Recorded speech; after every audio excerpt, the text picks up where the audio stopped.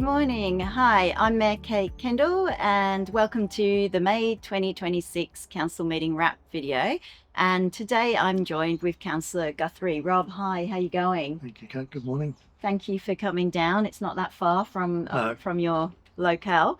And how long have you been on council for, Rob, now? A long time. I started in 2003 Yep. and I did 10 years and then I retired. And then 2020, a lot of people contacted me and said, stop sitting on the fence, get in and do something about Gisborne futures, which I did. So I did another term. Then I missed out last election by 41 votes. And I thought, well, that's enough. I've done 14 years. So. And then unfortunately Christine died and I came back in on a campaign. So this is my fifth term. Yeah, A wow. long time. So some of the things that we discussed last night were the draft biodiversity strategy, which got resolved, and also our community engagement policy. So what was some of the things in those policies, Rob? Well, the biodiversity strategy is very, very important, and it's also quite a lengthy one. And that was an update of what we did originally in 2018. Yeah. And we looked at a number of issues, and the most important one was roadkill. Yeah. And we called that protecting wildlife, protecting us. Yeah. And that's very, very important that we do more about it, because unfortunately we have the unfortunate honour of being the shire with the most roadkill in the state. Yeah. Community engagement is very, very important too, and that had updated the policy again and points out very, very clearly what our commitment is to ratepayers and residents and how they can go about contacting us. Thank you, Rob. And we also resolved to put out two policies for consultation. One of them was our draft nature strip landscaping policy, and the other one was our draft affordable housing policy. And Rob, you came in, you noticed one of them didn't have the time, so they're both for how long? They're both for 4 weeks, and they're both very important, and I'd encourage the community to get involved and to comment on them. Thank you. The housing one is important because a lot of people think we have an active role in providing affordable housing, but we don't. It's more the state and federal. Our role is to advocate for more, because everybody should have housing.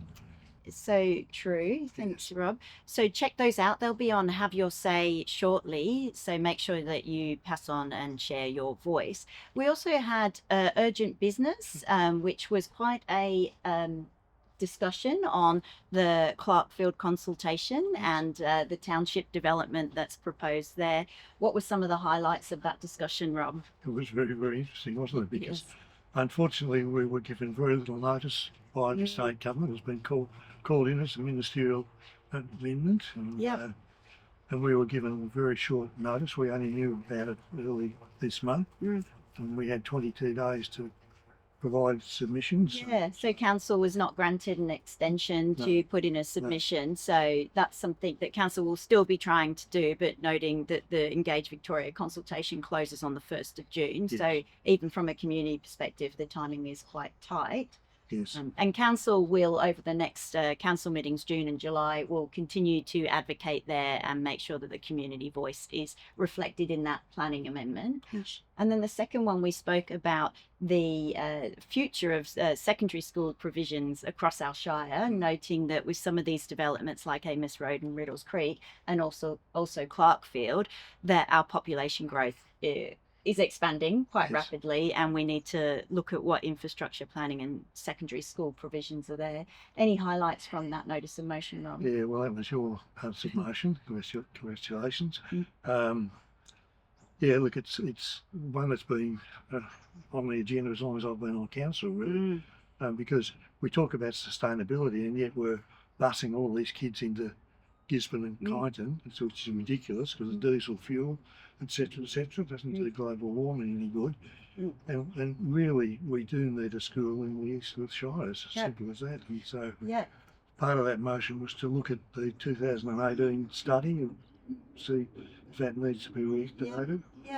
I really liked Councillor Young's story about how when he was a kid, he went to Romsey Primary School and they said, oh, you'll be able to go to Romsey High School when you're older. And then his daughter's gone through the same thing. And so, you know, this has been something that hasn't been a new secondary school provision since 1981. So just a role that councillors are advocating for. Now, coming up to the rest of the term, Rob, anything in particular that you're excited about? It's interesting because I only came back in less than a year ago, and it's a very different animal this time around. But yeah, look, there's a lot of things we can achieve for the community, and I'm looking forward to that. Yep. And when you look at places like this, it's gorgeous. It's beautiful, isn't it? It's a beautiful misty morning. So thank you so much for joining us. Thanks, Rob. I'll be back next month for our June meeting, and have a lovely month around the Shire. Thank you. Bye.